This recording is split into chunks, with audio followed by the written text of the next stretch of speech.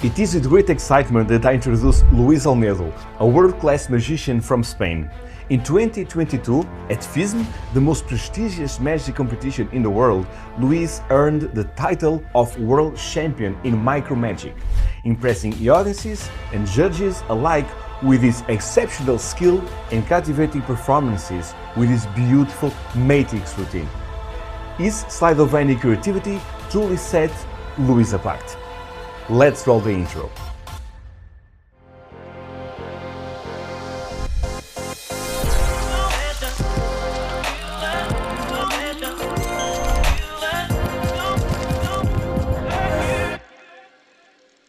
Hello everyone, welcome to One More Magic Inside podcast. This time me and Artur have the World Champion of Micromagic, Luis Olmedo. Thank you so much for coming, Luis. Thanks to you. Yes. Thanks to you to invite me. Yes, it's amazing. Before we started shooting this, me and Artur and Miguel here were fortunate enough to see some of your work live in person, 1 meter away, and I can say that I was literally blown away. Oh, thank you. And I can say this because you did like part. I think it's part of your routine. Some things that you showed us, right, with the coins. Okay, because it's like real magic, you know. In my opinion, because I cannot find a move, I cannot find a slide. I mean, I could not really search for anything, and the coins were transposing, and it's like real magic. And I'm really happy to see that it's really unbelievable. It's like a level of expertise so high. Perhaps you will be able to show us some tricks later in the podcast. But for FISM, to have this level of technique and invisible technique, I must say this, because you are not exposing like, look at my sleight of hand. That's why it's called magic, right? You could be like doing things with the coins and flicking them because you have the technique to do all that. But no, for me, what you did was magic. So how did you come up with all of these things, like the invisible technique and the amazing technique that you have? How many years did it took to create like your FISM act, for example? I always work for audience. I don't used to work for compete or for FISM. At the end, the work that I present on FISM or in Fulas is the end of my show. This is the final act. So my work is not about a competition. It's not about a TV program.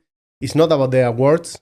I work for myself and I work for my audience. And this is really, really important to understand this because I put the level that I want to give to the audience in the highest way that I can.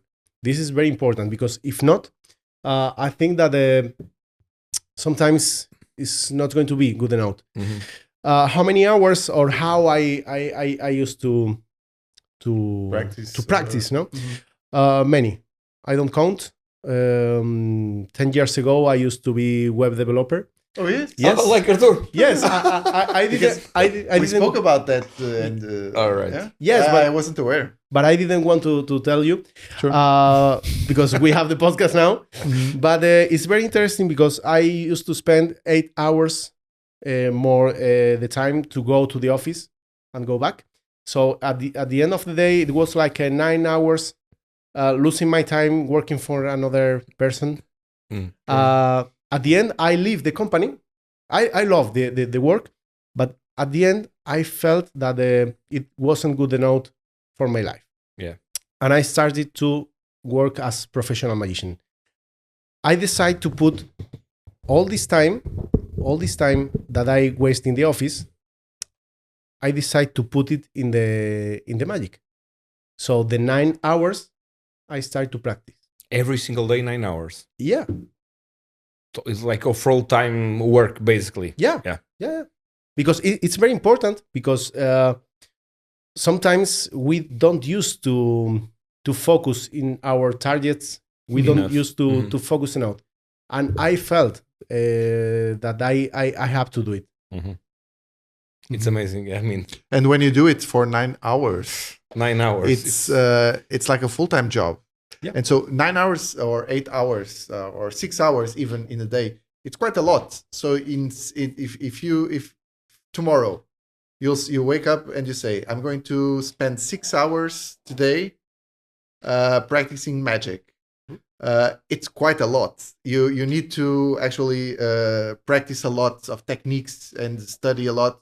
So if you do it like this every day, you gotta be, I don't know, you got to be a master on these techniques. And but it's not only that. You must, because you can. I mean, you must also have.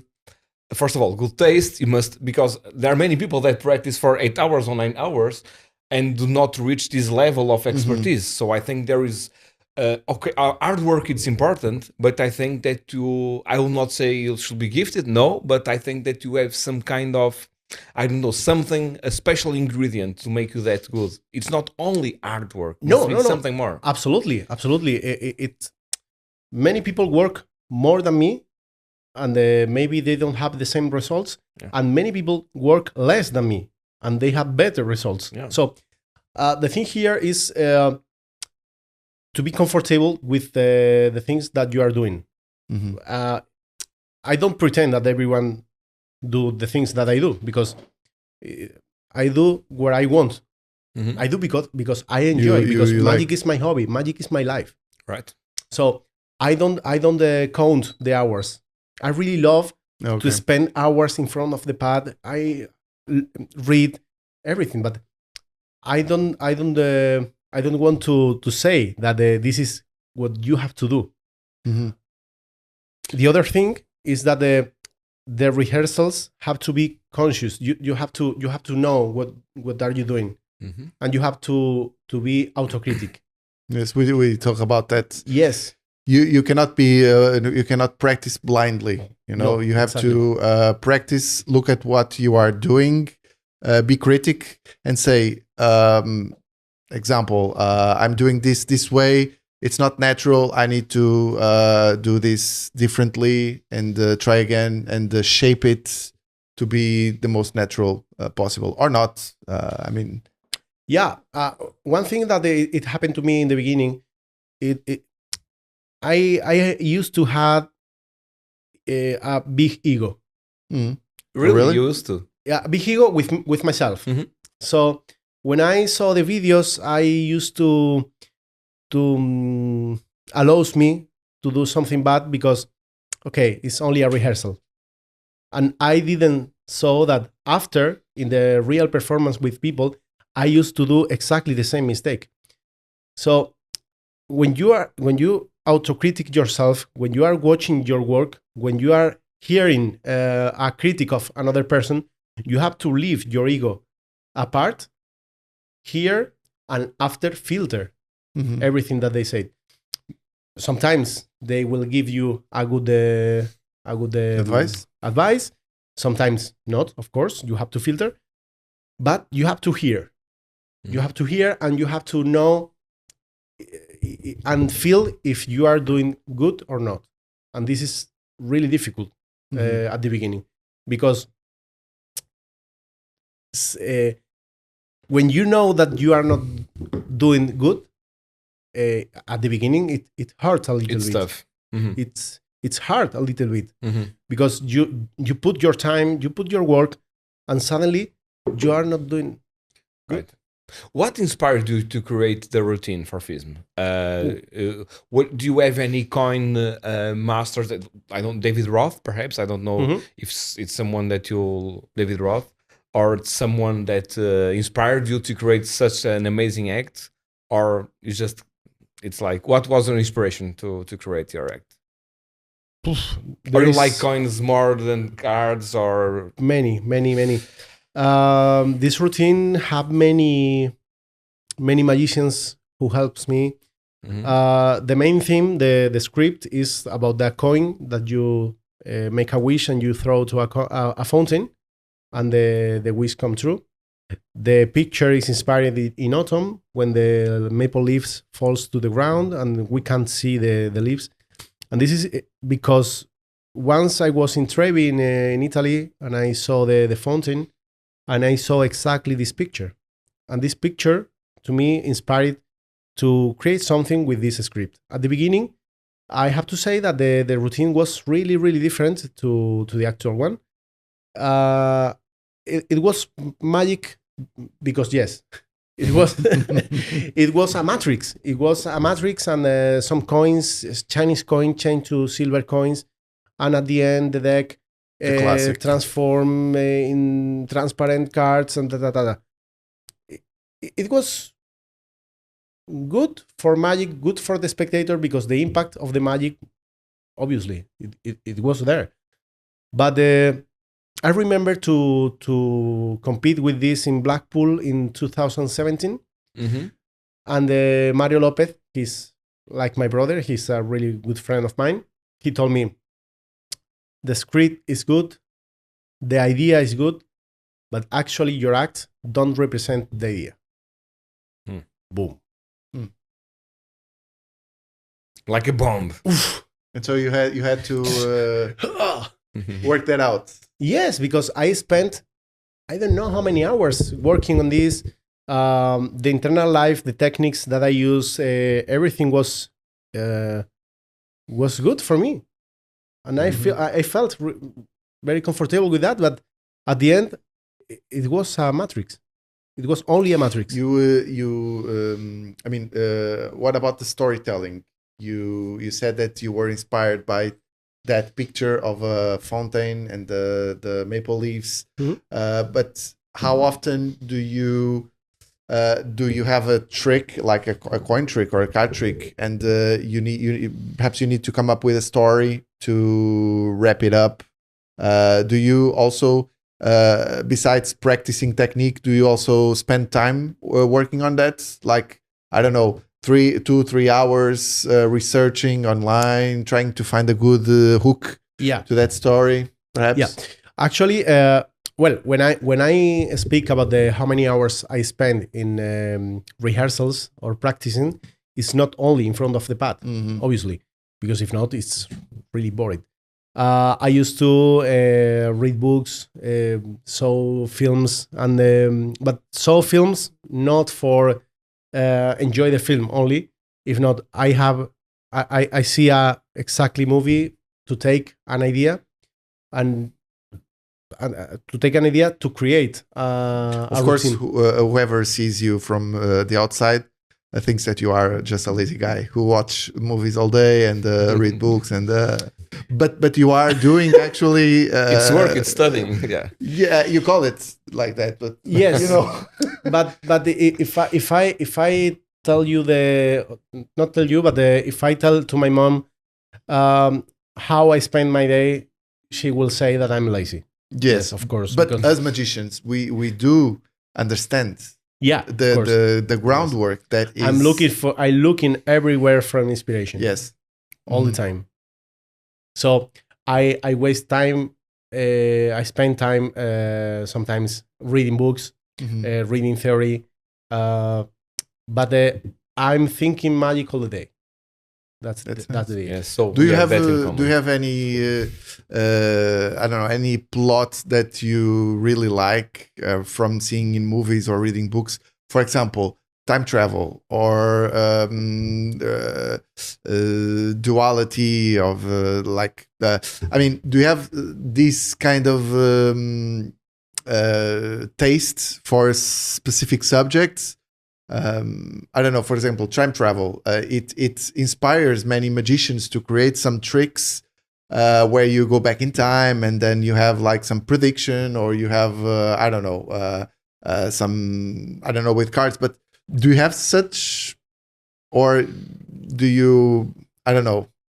Yeah, I have, of course. The time in magic, it's something that it's like so common.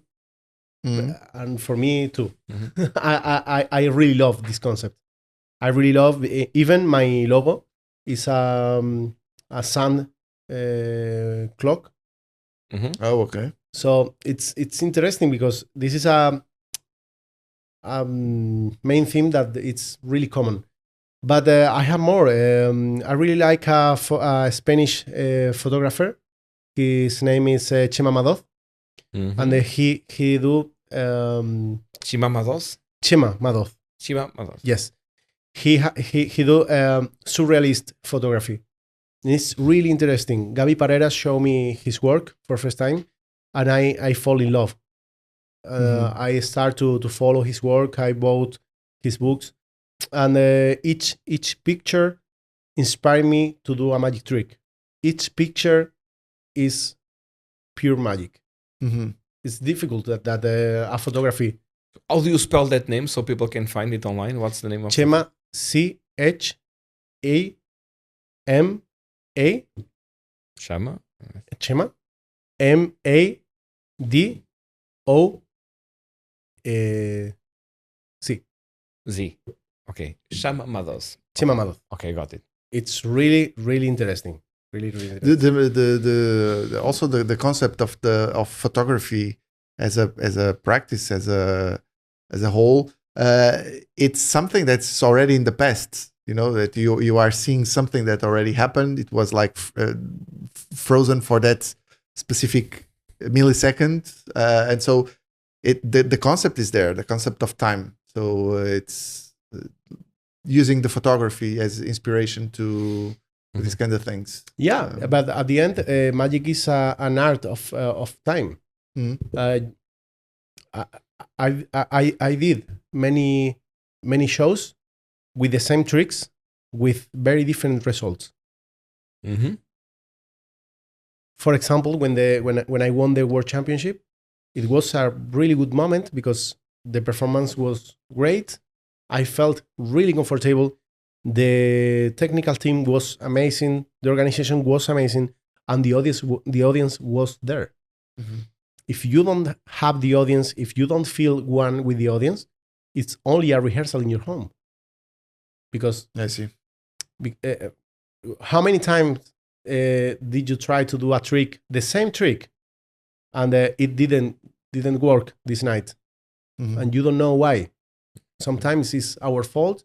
Sometimes it's the energy. Sometimes the magic have something, a little percentage that we can't control. If you practice 8 hours per day, okay, but you have to put, and you have to make, you have to try that it's alive. Right. It's show. And surely the audience plays a very important role in magic, because first you are doing it for them. Yep. Otherwise you're just doing it for yourself, and that's kind of silly. But also the interaction that you receive from the audience depends on what type of magic you do. But I find it very, very important, the feedback that I get from the audience. One thing, actually, I know that you also do stage shows or parlor shows, or you used to do, yes, not just only micromagic and close up and coin magic, card magic. But one thing that's a performer that is both close up and stage performer, as we used to be, is when you are performing close up, your presentation is depends on the feedback. Mostly on the feedback that you get from your spectator.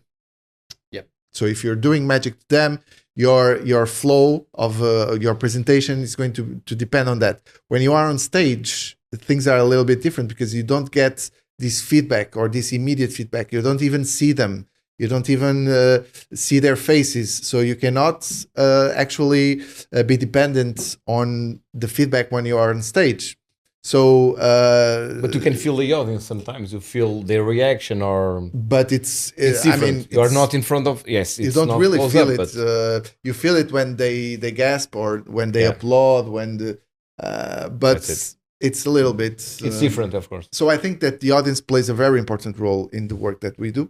That's for sure. Always. We work for them. Yeah. Even if you do a stage magic, the audience is there, and you have to feel them. You have to hear them, and it's really important. But in a stage, maybe it's, for me at least, it's a little bit more complicated. Connect with all the more people. Distant. Yeah. Not connect. It's more different to hear and know and feel this energy, because in close up. I'm that's exactly eye to eye, yes. Yeah. You have but in a stage is absolutely possible. one thing that I usually do, I still do, is depending on the type of show that I'm doing. But for example, close up, I take some time before to walk around the room and look at people, like trying to read people, because I'm going to perform for them. And so I try to see, okay, this guy is more playful. He's laughing a lot. So this guy will be a good audience member. Or that girl is not so playful. She's a little bit sad, so I'm not going to interact too much with her. I try to do this exercise for myself, which I think it's important to read the audience and to look and to see and to try to have their feedback, of course. Yeah. What I try to do is think that all the audience are my friends, because in my life I'm a little bit shy. I was more shy years ago, but actually what I do when I'm a little bit nervous and I'm going to perform in a theater is I think that I don't care if I have 2 spectators or 200 or 2,000. I don't care. Okay. The thing is that I think that all of them are my friends. I'm performing for friends, and I will talk with them like a friend. That's your mindset. Yes, this is my mindset. Just before to start, I say to myself, they are your friends. And I feel more comfortable because I manage the emotions. And I'm not like... You get calmer and... I'm not like the guy who arrives, hello, I'm the magician. No, I'm your friend. Right. And I'm going to try to be your friend tonight. And it works, because sometimes I finish the show and I find a guy who comes to see my show and he stopped me, hey, I saw your show, and in the street weeks after, and he felt the connection. Yes, he felt the connection. It happens many times. But for me, I used to, in Spanish, we have many accents, depends where you're born. And I'm from the south. And in the south, we have an accent that in Spain, it's part of Spain thinks that the south, we don't have the culture or whatever. Yes. So I remember that I went to, I don't know the name in English, in Spanish is logopeda. The guy who it's a professional that makes you speak better. Oh, okay. Okay, so I tried. Like a coach? No, not a coach. It's to pronounce better. So I tried to remove my accent. Oh, okay. To speak a perfect Spanish. Yeah. But at the end, I decided to stay with my accents. Because I think it's part of my personality. Of course. But at the beginning, it was like, okay, I have to do the perfect guy. I have to be I have to do everything perfect. Sure. It doesn't have to be like that, in fact. Yeah. Yes. We also have that, we have different accents here. I don't have such a North accent. There are people that has like a more pronounced accent. But I never had this problem of showing my accent, but it would be okay to have a magician to talk like in the North, you know? Yeah. It's thing. It's different. Yes, of course. So I think that you should assume your accent if you have. Yes, but this is, with my friends, I'm not going to speak a perfect Spanish. Yes. Even I know that my English is not so good, but I try to be comfortable with that. And at the end is try to be myself, try to be the person who I am. Yes, because the audience feels that. That's it. It's very important. Because I don't have a character. I don't have a character. I'm not an actor. I'm not an actor. I'm just Luis doing magic in a stage. Right. And when we were everything, there's something very interesting, because we were speaking about innovation, how important it is in its role for magic. And we agreed on something that why are some magicians always doing the same trick forever, you know? Right? That's right. Yes. For example, we mentioned the example of the ambitious card, and so why do you think many magicians do not come out of their comfort zone? Because I think that they should. For example, every day I'm inventing new tricks, I'm thinking on mechanisms with my team and this and that, and you are creating beautiful magic, which is so innovative as well, and it's like pure what I saw, it's crazy. I don't. You explain me, and I still saw it again later, and I'm still fooled. So, why do you think that many magicians stop and don't want to take it to the next level? Why do you think that happens with many magicians nowadays? I think that there is many options to stop, to still growing up. The first one is because they don't want. It's not mandatory. Because the magic is lucky art, because with not so many things, you can do bigger things. For example, in the example of we put in the dinner, no? You do cocktail magic and you do the ambitious card in the 400 tables that you have this night. Right. So you do the ambitious card, you do it, and you get the money and go home. This is not bad, I think. The problem of this is that you are not learning nothing this night. Or you are going to learn little bit, maybe 1%. But this is a personal decision. This is absolutely a personal decision. For example, you are releasing awesome tricks. You are selling in all the world. Your products arrive to all the world, but not all the people have to create tricks because maybe they don't have the ambition. They don't have they don't feel that they have to do this, and they are comfortable in doing the ambitious card. And this because it works. It works, and this is good. This is a personal decision, and this is not worst. But of course, it have to be people who does that the magic goes push. Because if not, let's do the ambitious card. Everyone does. Everyone all the time, and stop the magic here. Yes, exactly. That's the problem.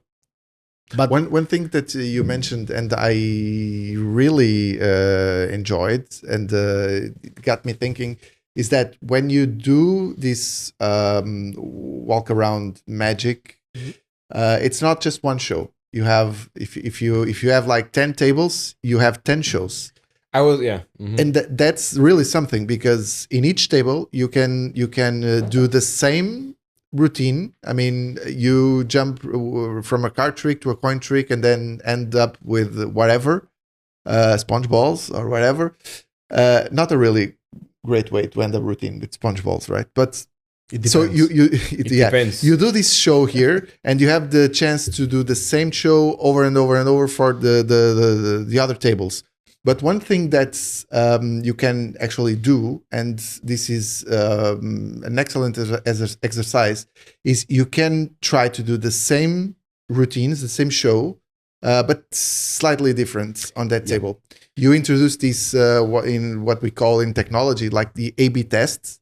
So in one table you do this, in other table you do the same routine, but you change the presentation. You don't say it's an ambitious card. You say that it's I don't know, it's a rocket card, and you play out and you analyze which one got better reactions, which one did perform better. So I think it's a great chance.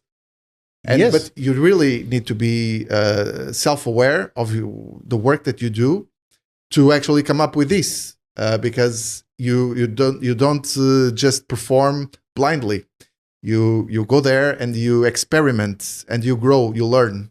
So the cocktail magic, I think that is one of the most underrated categories in magic professionally, because it's just a magician who goes to the restaurant or the cocktail or whatever do his magic, but it's not the main thing this night. That's for sure. Yes. So it's an extra. It's an extra. Always it's an extra. So, and even for magicians, sometimes I feel that we take this work like, okay, I go, I do my work. I don't know many magicians who takes this work serious. Mm-hmm. There are, but some magicians say, okay, I go, I do the ambitious card, I do the invisible card, the invisible deck, I do whatever. They do their job awesome, but don't try to put something extra. But in this kind of shows, we have the opportunity to grow up. Yeah, so or much. Try to at least, Yeah. right? Or try to. But because you have many shows, because the magic have to be alive. Mm-hmm. You have a new show when you have a new Table, a new table, or a new group. people, a new group. It's a fresh opportunity to I don't know, try something different. If you have new audience, you have a new show. Even if you perform the same trick all the night. So, for example, this kind of magic is really good to taste, to try to put details in presentation, in technique. Even if you screw up, doesn't matter. It's only 3 person. Sure. If you try something bold, You shouldn't, but it happened. We are humans. but it's a great opportunity for you to try something extra challenging. Yeah. Like doing some techniques, A psychology detail, why not? presentation. You have to adapt to the context, because the context of every table is different. It's different, and you have to read in only 1 second. You arrive, hello, how are you? I'm the magician, or whatever you want to say, but you have to be brave. You have to put your magic on the table just in 3-5 minutes. It's the most complicated show in my life. When I go to a theater and people pay a ticket to see me, it's really easy. It's really easy. The only thing that I have to do is to do my show good. This is the only thing. Sure. I don't have to read. I have to read, but it's much easier. It's much easier because people are waiting for my show. That's also a thing, because usually people are not. Magician is an extra, and so when you approach some group, some table, who are you? What you are doing here? So they are not open at first. They are not open to receive you. It's different from when you have a show in a theater. People go there. They actually pay the tickets to see you. So they want to see you. But it's the same when we do magic for kids, for a family, or for adults. But you are the extra. They are having dinner, and and you arrive. Hello, I'm the magician. Magic? Really? Do I have to pay anything? What? Okay. This strange guy is going to do things. So that's the point. When you there is 2 different things. When you are the main thing of the night, and when you are not, and you have to accept, hack, and learn. Sure, that's it. Okay. Yeah. Do you have any funny story from one of your acts? Something that went wrong, or many things? Yeah, too many. The good part of perform many times is that you have many of course things. Yes, you need to fail to learn, and learn from it's part of the process. Yes, absolutely.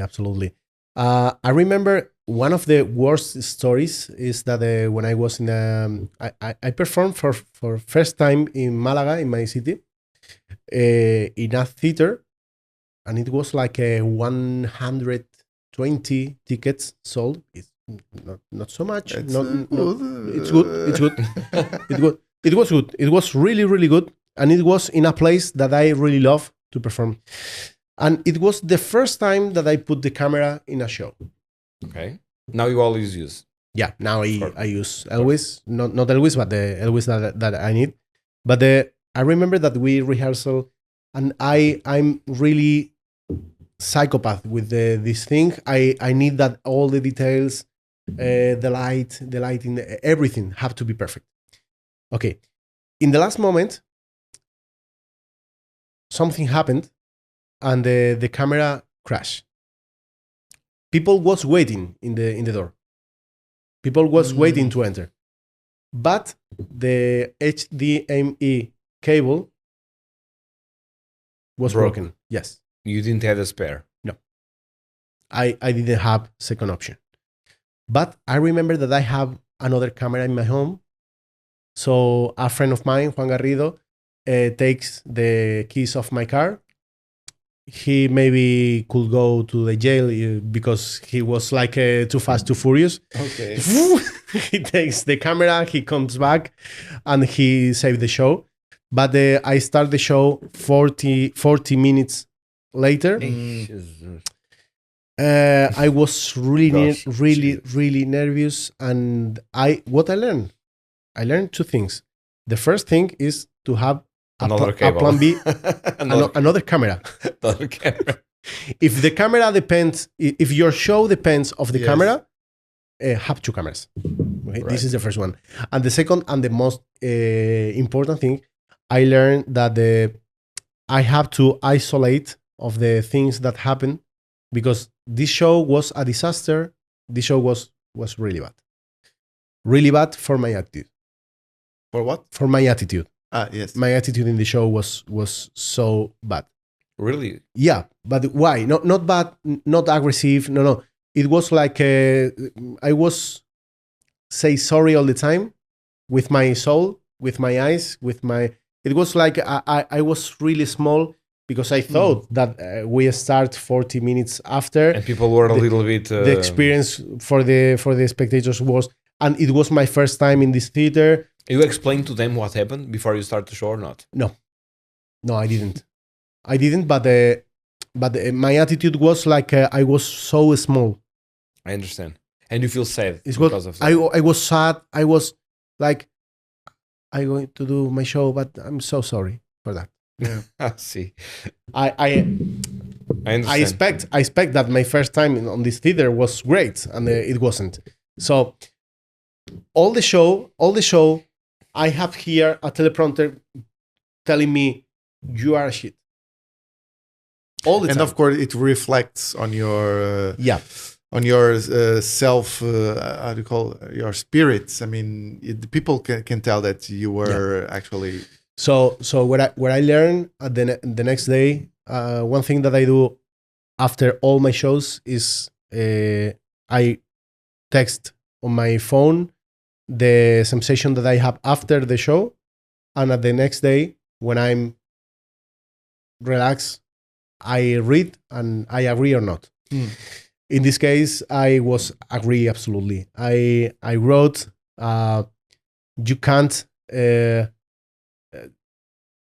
You need to control your emotions, because I'm really passionate. I really love magic, and I want that everything goes good. But when things goes bad, years ago, I used to go down and feel really bad. And I learned this day that I have to isolate, and I have to do the show in the best way that I can, but try that don't affect to me. Okay, we start 40 minutes after. It's not my fault.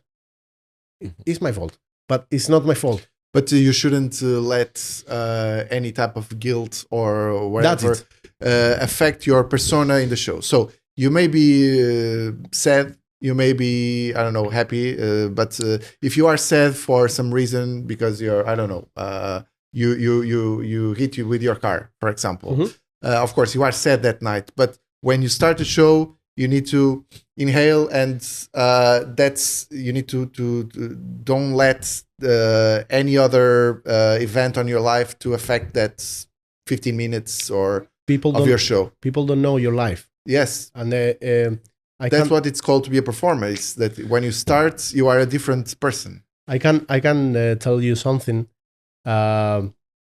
Last year, I went to Las Vegas to Fulas to record in the TV program, and the day that I take the flight to Las Vegas, my mom calls me, and she told me that my grandfather was dying, and maybe we have 4 or 5 days to say goodbye.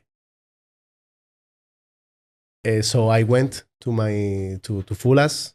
I won the Fulas trophy, and I went to my room. But I tried to do my best in the program. I did. I'm really happy with the result. Not with the prize, of course, but with the result, with my performance. But at this moment, I had my grandfather waiting for the final goodbye. So the life of the artist sometimes it consists on this. You have to do your job, and after you have your life. But on the stage, you have to be the artist. But how did you feel after?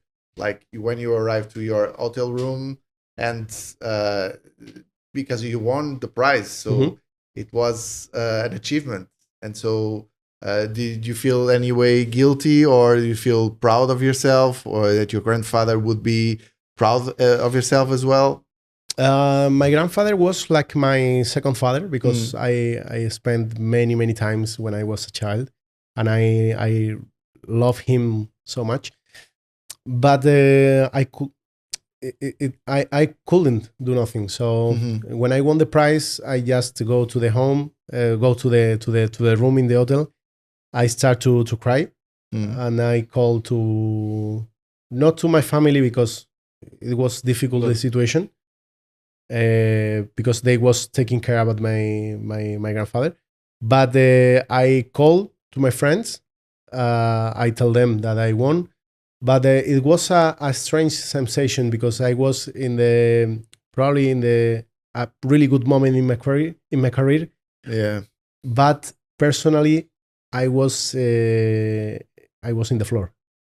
It's a bittersweet. So you felt like, yes, it was amazing. But at the same time, it's bittersweet. Yeah, it was bittersweet. Yes. But that's the life. Yes. And it somehow it made you stronger. You learned from it as well. I believe that. Yes. Yes. The thing is that the other option was perform thinking in the things that was happening out of the stage. Yes. And that would be. It's really difficult. People don't see that the artists, sometimes we are person. We spend many times alone in the airport, in the car, in the stage. But we have feelings, and we have problems, normal problems. Of course, everyone have normal problems. But when we go to the stage, we have a responsibility, because our life doesn't matter to the show must go on. Right? Show must go on. Yes, I remember this is actually some years ago. Also, David Copperfield, who performs like every day. This was announced. His father had died, and he did the show the same day. So he, just like you, he had to perform. He had to perform, and he as an artist had to leave that aside, at least for the duration of the show. And then, of course, he was very sad. But for that period of time, that's called an artist, because you really. Some people, if they don't used to perform, they can think that this is a cold way of thinking. But I think that it's when people want to see your show, or see a show, because sometimes they only want to see a magic show, not the show off. They just want to disconnect from disconnect the real from world. the reality and have fun and who I am to say no, tonight I'm bad. Okay, if I can't, I will not do it, but I will do everything I can because I love this. I love this hobby. I love this art, and I will put everything I'm putting my life on this, and I don't feel bad. I just think that you have moments to stay focused, and after you go to your room and do be your life, sad, whatever. or, yeah. Liz, let me ask you started magic, I should say, a little bit late comparing with most magicians. For example, I started with 5 or 6, or you started when you were like, what, 20, something like that? No, 17. 17. Yes. So what sparked at 17 your interest into magic? It was someone that you saw on TV, or how did you start into magic at 17? I started because I saw a TV program in Spain. It calls Nada por aquí. With Jorge Blas. With Jorge Blas, Inés. Juncker, Very, Inés, very nice show. Luis Piedrahita. It's amazing, that show. I loved it. It really amazing. was the TV the magic TV program of my generation. It was an amazing one, and now that I grow up, I see the program sometimes, and I still think that it was great. You have it. You have it on like videos of it, because I can't find it anywhere. I cannot. I saw it at the time, but it was like what? It was a really great show. 15 years ago, or something More, like that. So, I think. or more. Yeah. It was 2007. Mm-hmm. So that's all. And after that, there was this also Spanish TV show that was like Got Talent, but only for magicians. I don't really recall the name. Shalakabula? No, that's not. That was also a TV Shalakabula was show, one. but it was not like talent show. Por arte de magia. Perhaps It was like yes, it was a it reality. was with the that girl, the Spanish one, the magician, the Yes, Inés? exactly. Inés La Maga. Inés. Yes. Inés was in the jury. Yes. Por Also Don't recall Blake that show. and Anthony Blake? also the Gea, Miguel Ángel Gea. George Blas was in the jury. Jorge no estuvo No? en ese, creo. I don't remember, Jorge, but that was actually a really nice format because it was like a talent show, but only magic. Yeah. So you'd see only magicians. Yeah. And I see a lot of great ones there. Yes. I still Not a follow problem. them. So Jorge Blas should be proud now, because he was the start of the inspiration to get to spark the magic. Really cool. Yes, there was in Spain. We are really lucky because we have the magic hub. It's normal to see magic on TV, Yes. and Yes. we are really lucky because not lucky, lucky and not lucky because magic is there, but not lucky because the magicians who put the magic there are the masters and they open the way. Juan Tamariz, Jorge Blas, The Inés, maestros, or the masters, Mhm. right? They did a really, and they are doing a really good job opening ways. I think it's they paved the way for other magicians to be on TV, because that's really it. In Portugal and in other countries as well, in the UK, it's not that. I mean, The you don't cultural. see many often magicians on TV. Portugal, you don't see it like that often, that's for sure. But in Spain, it's really different, and I believe that it was later generations that paved that way, that path for it to be like it is today in Spanish TV. Here in Portugal, you have Luis de Matos, that he's doing a good job. But still, magic isn't really consumed on TV. Yeah. Either in live shows, we don't really have live shows here. Are very, very few. Now there are some magicians, but very few. It's like, if you go to, for Unfortunately. example, if you go to Spain, if you look online, you will probably find some magician within a theater in some location doing like a residency magic show. Yeah. you will find, because it's also a big country. In Portugal, you don't have that. No. You have it on Christmas time, perhaps. Luis Matos does this every year. You have very spontaneous magic shows happening here and there, but that's about it. You don't have every week a magic show that if you come to Portugal as a tourist, you don't have it. And it's a reflect of how magic culture is in our country. But that's not like this in Spain, right? No. In Spain, it's another. In Spain, we have many work to do already. Yes, but thankfully, but as I said, we are lucky because the level of the magic is really high. It's really high, and now we have opportunities to do. For example, many years ago, it was impossible to do a close-up show. Mm-hmm. A close-up show like Juan Tamariz and the Magic School of Madrid in the 70s opened this way. Mm-hmm. And after Pepe Carroll, Camilo, many magicians did this work for us.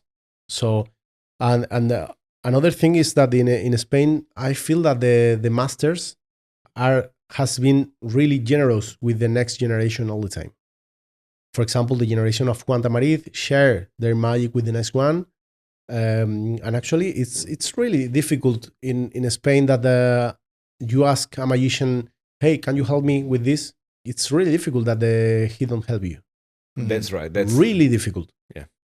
Even and it's not only a vertical relationship; it's an horizontal relationship because, for example, I work with Julio Montoro, and he helps me so much now, and I help him. So it's very important. This kind of it's very important. If we want to grow up as an art, we have to be generous because if we fight, if we don't share, not only the secret, but if we don't share, no, magic is not more than a secret, of course. If we don't share our things and help the other people, come on, we have to do a better world. We have to create a better space. And always we are saying that the magic is an art. Let's do an art. Mm-hmm. But because at the same time we are saying the magic is an art, but not so big, because music, cinema, theater, everything is bigger than magic. Yeah, you learn that at university, not magic, unfortunately. So. Yeah. What are you doing? Magic. Okay. And what's your main job? Exactly. But do you feel it also in Spain? You feel it, this stigma? Yes. But as I said, I feel lucky because I can say that my main job in the last 10 years is magic. So you can do many ways of magic. You can perform in a hotel, you can perform in a theater, you can perform for kids in cocktail, wherever. You can create lecture for magicians, you can create tricks for magicians. You have many ways to put your life and dedicate to magic. But of course, even now, when I meet someone for first time and is not magician, when he asks me, "Hey, what's your job?" "No, I'm artist, I'm magician." Ha ha ha. And, right. And your main job? And I say, I'm a magician. Yes. And I'm working hard now. But the people will not understand. In Portugal, even less, so it's really sad, but it's the truth. But I had many people asking me these exact words. And you can make a living with that because people don't understand how you can actually make a living by being a magician. But the thing is, if you see magic as any other job, and if you apply for it like 8 hours a day, you will see results. Because 8 hours a day is a lot, and if you work towards a goal of being a magician and being profitable as a magician, you will eventually succeed. So we have this type of people that ask us this all the time here in Portugal. So I think it's common. Yeah, but it's that people don't have to know how many hours I dedicate to magic. Sure. People, even I don't have to know how many a doctor dedicates many hours. Mhm. I only want to go to the hospital and he do his job, Of course. in a good way. So this is a very important thing that do the things with no noise, and that the noise your work have to do the noise. Yes. when you perform. So, but of course, if you put the hours, it's fine. But I don't feel bad when they say me these things, because at the end they don't know how it works. They don't know. We have a strange we need to educate them. We magicians need to educate them for them to see and to respect our profession. Yeah. So if until they met you, if they thought that I don't know, a magician couldn't make a living out of magic, now that they met you, you are educating them to see to tell them that that's your conception is wrong. We can do it, and we actually are very good, and we succeed doing it. So we impose respect to our arts, our jobs. But all the people have false ideas about the everything that they don't know. Sure. For example, web developing. Mhm. Web developing, people think that most people think that you are in front of the screen with the music and doing the freak mode. No, like Matrix. Yes. And most of times you have to take the paper, draw the things, draw the website, and whatever.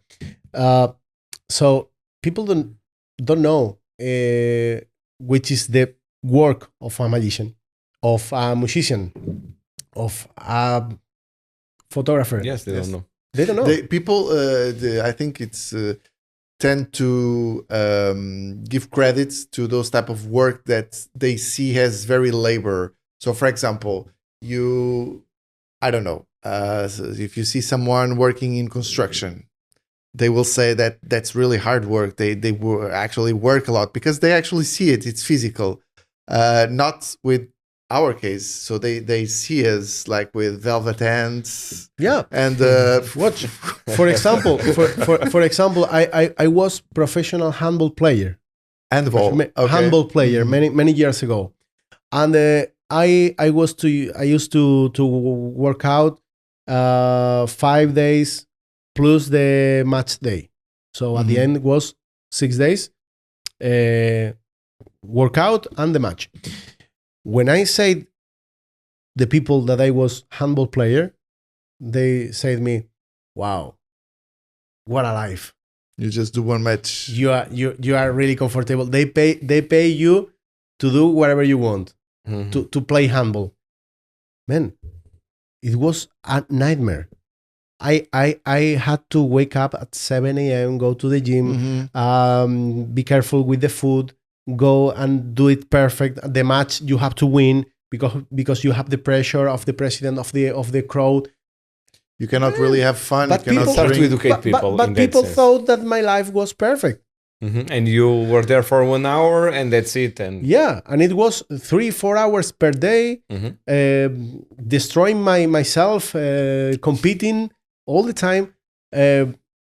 I couldn't hang out. I couldn't Have fun, drink. have fun, drink, whatever. But people thought so. I think the best way in case of magic to show to people that you are good is with your work. Yeah, That's it. So they see something unbelievable and they respect you, I think. Because if you go there with one sponge ball and you do this kind of silly things, clown things, which are not magic, people do not respect. But if you are good, it's like it happened to me because I used to perform professionally for many, many years, and sometimes I grab the deck of cards to do some magic, and people were like, but once they saw the work and the hours, they understood. I mean, they could understand this was not something that I learned in 5 minutes ago. Sure. And they respect because of that. And I also had a version of the build to Lemon, and once it was so strong and it was so impossible that they thought, okay, this guy is really good. I mean, he's not doing this for fun. So I think that showing good work, it's the same with you as I've seen your coin matrix. It's unbelievable. I mean, it's not something I could easily understand. You don't do it in 5 minutes. So I think. Speaking of that, perhaps you can show us something. Yes, you can. Yes? Yes. But I really think that this is the most important thing, to do great work, and I think people will feel that. Yeah, I think. Me too. I agree. Yeah. Let's see a trick. Let's see a trick. Let's see. Yes. Yeah. Good. Very good. Okay, I'm going to do something that maybe you have seen before, but do you know what's the first thing that we used to do when we open our new deck? You are magicians, you have to know it. Remove the promotional cards, the jokers. That's it. Okay. I'm going to remove the jokers. That's it. And I'm going to leave here in the corner. So now I'm going to try to find 4 equal cards, 4 cards that good cards. For example, the aces, right? On this way, it's very easy because I can do it on this way. I know that this is easy because we are magicians and we know things. But João, let me know one of them. Ace of Hearts. The Ace of Hearts. Okay. I'm going to put the Ace of Hearts in this beautiful pad ahead and the other 3 in other level. Okay. And on the Ace of Hearts, I'm going to put 1, 2, and 3. I only have to put the 3 aces in 3 different parts of the deck. And I only have to do something like this. Watch. 1, 2, and 3. It's done. The magic is done. Yep. You don't believe me? No. Watch, because here there is no aces. No aces here in the deck. And you know why here is no aces? They are next to the Ace of Hearts. Well, here comes magic and surprise. Magic because aces have travel. Surprise because here I only have 2 jokers. The aces have traveled a long time ago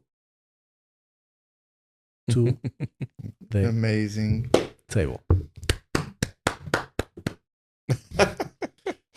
Seeing it for the second time today, because we had the chance to do this session before the podcast. It still blows my mind. That magical moment. It's very where magical. You have 4 cards and Very then you have 2, and then you clearly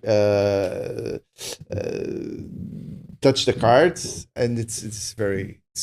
Thank you. Congratulations. Really Thank good. you. Thank you very much. Thank you very much. This is something that you have released. How do you tell us a little bit what's out there from you? Do you have any releases, any books, any DVDs, videos? This trick, it's called Transpo Travel. It's a release with Penguin Magic. Mm-hmm. I have another one that it calls Canvas. It's released by Murphy's Magic. And after, I have 3 DVDs and 2 lecture notes. Okay. People can buy in your website, or do you have... Yeah, I have everything on my website. Okay. It's luisolmedo.com. Yes. So you have everything already sorted. Yeah, it's 3 DVDs, but Dani DaOrtiz helps me so much with this because I didn't, when I released my first DVD, the DVDs start to stop, Yeah, to disappear. to disappear. By Yes, magic. even I have a laptop and it doesn't have DVD DVD. player. Yes, so Dani DaOrtiz and Ricardo Sanchez helps me to create a platform to put my digital content there.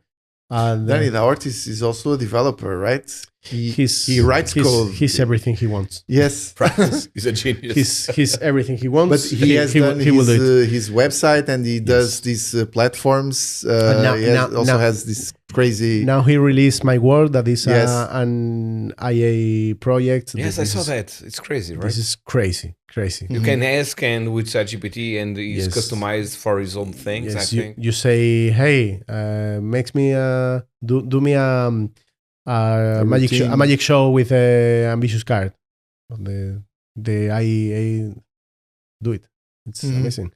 Yes, he's a genius, and he helps me to create my own platform and how to manage this when I go to do a lecture and wherever. But after this, I released 2 DVDs, online work, whatever you want, because the DVD world maybe now it's older. But that's the things that I have now. Actually, I'm writing a book that maybe I will release next year. I hope. With the tricks or Actually, it's with everything, not everything, but with most of my work.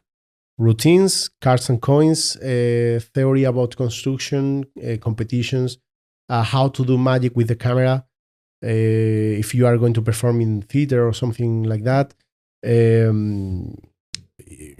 My theory is not theory, but my way of think of using the gimmick, that, for example, the shell that we spoke just before the and use shells. That's new. The shell of my heart. The shell of my heart. Yes. Right. That's it. That is my next. And project. do you have plans for the future? You have this book coming next year. Do you see yourself doing anything else than magic? No, of course not. No. And you are traveling the world right now? Yeah, right now, yes. But maybe I would like to, maybe in 5-6 years, start to perform in a magic room in the same city. Yes. Perform, do maybe 6 shows, 5 shows in the week, but in the same place. Yes, because actually I feel good. I feel with energy. I don't want to stop to travel. Never. Of course. Never for now. But I have to, maybe in a few years, I would like to do my show in the same room, only to have the absolutely control of everything. Because at the end, I'm doing my show every day in a new space, and I have to adapt to the space. It's very frustrating sometimes, even. No, not frustrating. If you learn to live with this, you have to. If not, you are frustrating all the time. But of course, you have to learn because you will never have the perfect situation. Yes, and even when you have, it's more frustrating because you have it, and the next day you know that you will not have it. Okay, yes. But I try to adapt. But at the end, I'm doing my show in every place, and it's really funny. But I would like to have a little bit more control, to learn more, just to learn how I can do it and how it works. Some routines, how I can the thing that we say with the magic cocktail, but with the show of 1 hour, because I would like to do more times in the same place. Right. But I think it's very hard to accomplish that just by yourself. I believe that's a project that it can work if you have like multiple magicians, or at least you or someone else, because you will not be able to be there 365 days a year. So this is going to be your show. In the end, but perhaps you can, for some days, for some months, you can lend your show to some other performer, so that's you know what I mean. It's hard for you to be on this journey alone. I would say. Because I think you should have like a director or something. Also, or someone that like helps a shaping dedicated the show, perhaps. Team as well. But definitely, this is not a one-man job. No. Actually, I'm working with a director. Oh, great. So I have a team, a little team, because my show it's little. But my idea is not to stop to travel and not to stop to. I only want to do my best version. So I know that I have many things to improve.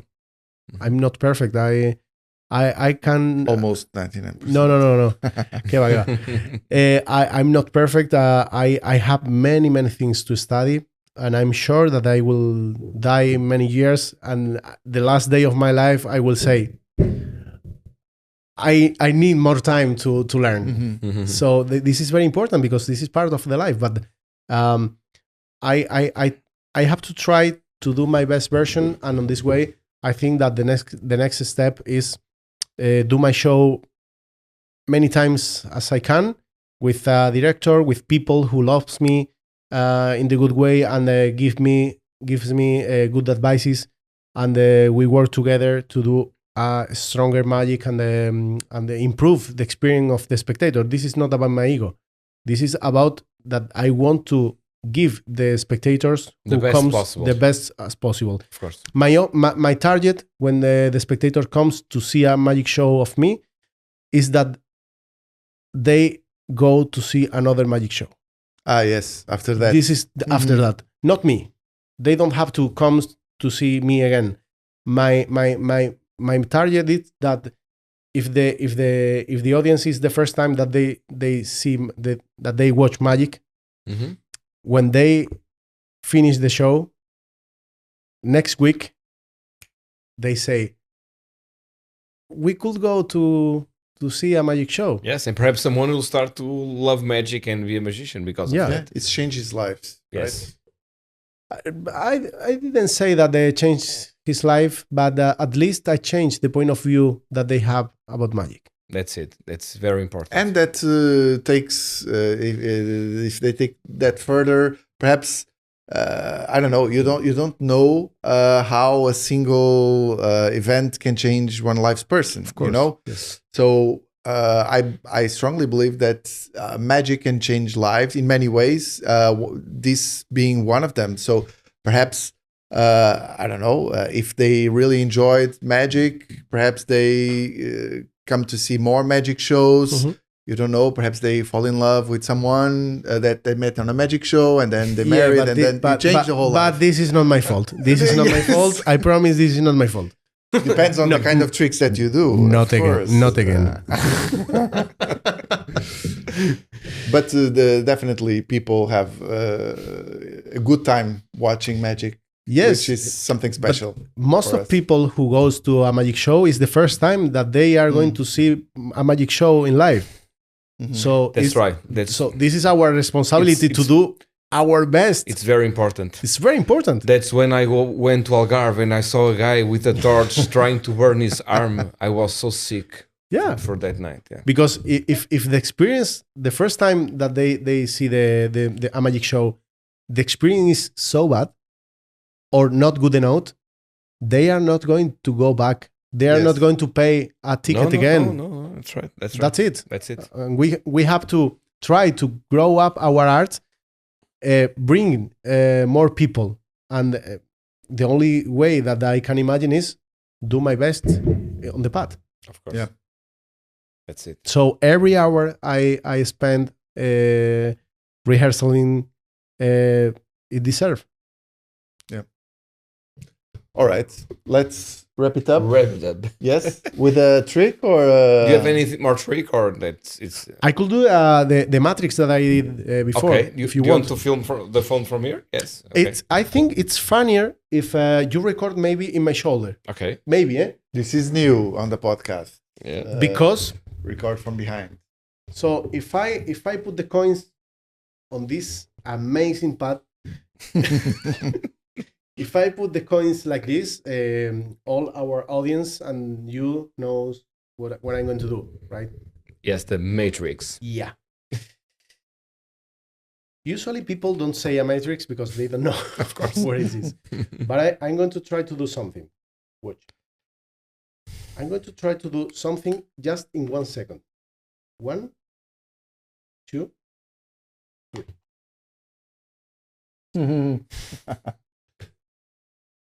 And I think that Amazing. There are no holes in the. no, because this is the path of João Miranda Premium Magic Solutions. It's amazing. And Great. no holes. No motors for the first time. It's amazing. That's really something. Well, congratulations for your work, and thank you very much for coming Thank you Thanks so to much. you. Luis. It's a real to pleasure. Portugal. It was an honor. Your work is unbelievable. So I'm really honored to have you with us. A Really pleasure. great honor to be here with the world champion Yes. of Micromagic. So Yes. that's really great. It doesn't matter. The thing is that Yeah. it's a pleasure for me to be with you. The energy was great. Of course. Thanks to invite. My pleasure. Our pleasure. And that's it. Thanks so much. See you guys on the next episode. Bye.